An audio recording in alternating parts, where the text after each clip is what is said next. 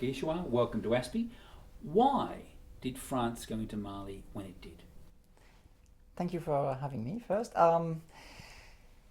The question of French intervention really much has to do with the sudden decision of the Islamists to gather troops and launch an offensive in the south. So they were controlling a zone that was 800 kilometers away from Bamako, and in January they gathered hundreds of pickups and decided to seize and take control of a locality south of the front line, which really much was the pretext of French intervention. And the French have argued that their ultimate goal was to take control of Bamako, which was much further away from this locality that they first took control of. In fact, there's another narrative that says that possibly the immediate goal of the Islamists was to take Sévaré, a locality named Sévaré, which has strategic airports, while they were activating some complicities in Bamako to foment a coup and establish a new form of rule in Bamako that would conduct to the sort of de facto partition of the country between north controlled by the Islamists and a south controlled by people loyal to the junta. That's one of the hypotheses that is gaining strength to explain the French intervention. So at one level this is an improvised intervention, making it up very much as they go along. But at another level, I think you argue that France had been thinking about this for a long time, that it had been picking its targets and working out where it would hit. This is right. The timing of the intervention was really much decided by the acceleration of history and this offensive by the Islamists. But before that, there was a process of negotiation that was going on that was not yielding the expected result, and that was not necessarily seen very positively by the French, which feared, and that was the sort of analysis that the French authorities were providing quite some time before the intervention. The French feared that the northern Mali would become a sanctuary for the Islamists and a sort of rear base to conduct attacks against Western interests in the neighboring country. So that's, do you see that as a realistic fear? That's it's very likely that controlling northern Mali would give jihadis more room for maneuver to conduct attacks against Western interests. And in fact, there are some documents and some instructions that have circulated, instructions by the leadership of AQIM, Al-Qaeda in the Islamic Maghreb, showing that the strategy was to use local groups such as Ansardin, so Islamist group controlled by Tuaregs from Mali, or the Mujao, an Islamist group controlled by Arabs from Mali. So the strategy was to use these groups to administrate the north, while the core fighters of AQIM would plan some attacks outside the country. So there was this deal between local sympathizers of AQIM and the original AQIM, which is alien to northern Mali, which is composed of Algerians who used to fight during the civil war in Algeria. There was this deal to use northern Mali as potentially a base to conduct attacks elsewhere. But on the other side, arguably, there were, possibly some ways to deal with this threat using domestic forces, using, for example, the MNLA and some sections of the northern population that didn't necessarily join and showed sympathy for the Islamists in the north. Certainly the French action played to United States worries about the creation of jihadist sanctuaries in the north. It certainly met some of those sorts of concerns. What do you mean? Sorry. That France, by acting, certainly met some of the concerns being expressed by the United States about jihadist sanctuaries being created, and met some of France's own fears about what it might see. Yeah, quite interestingly, the US were not that worried about the jihadist threat in northern Mali. The strategy of the US was to first organize elections, to have a legitimate government in Bamako, and then reinforce possibly the Malian army to restore the territorial integrity. The French didn't want to wait that long. They wanted to stop the spread of jihadism immediately.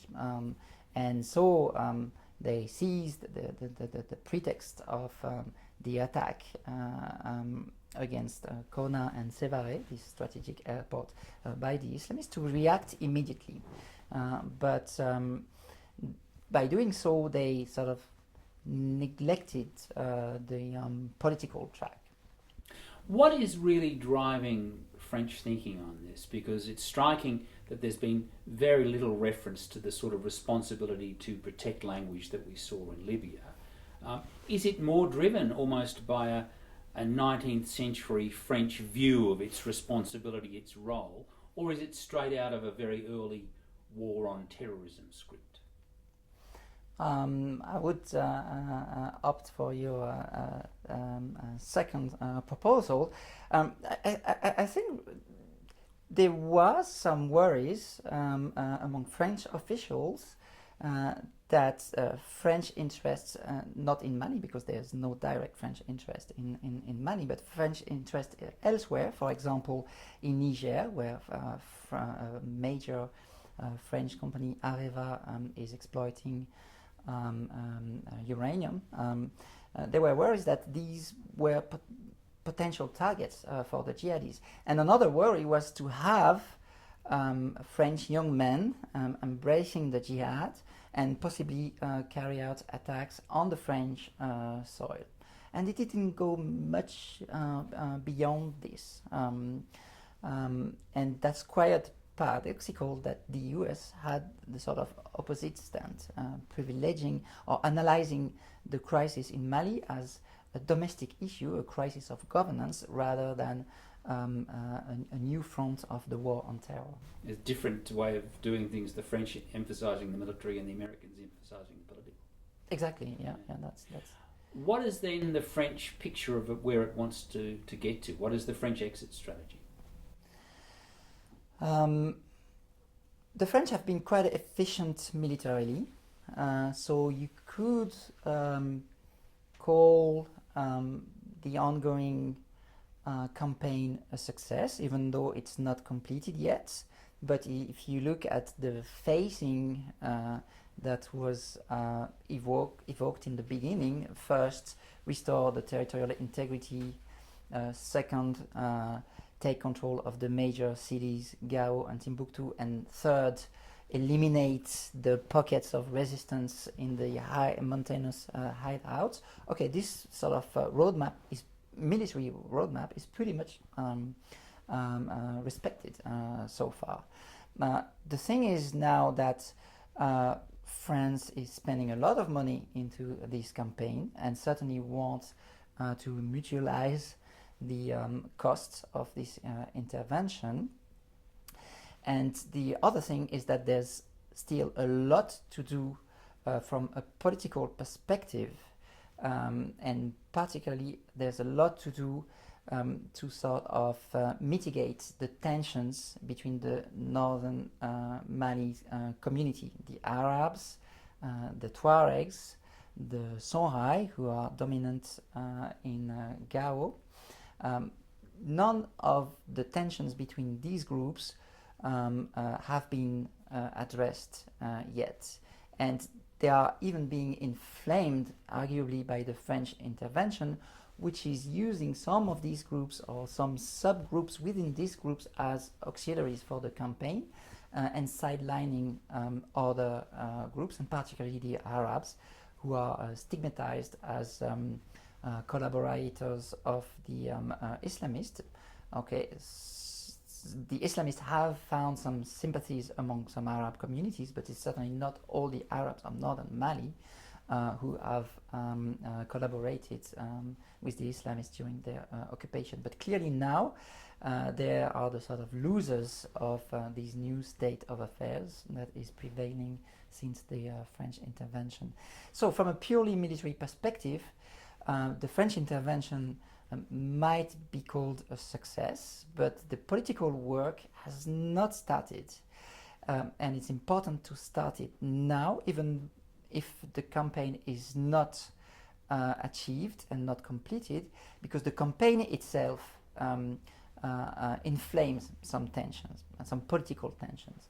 And this, I think, is the point you've been making, that there's a danger that France takes too much comfort from what you call an artificial order that it's imposed, that in a sense it's merely putting the lid on a lot of pressures which are going to start building. Yes, that's the thing. Right now, so there is the campaign itself that probably provokes a lot of casualties in the ranks of the Islamists.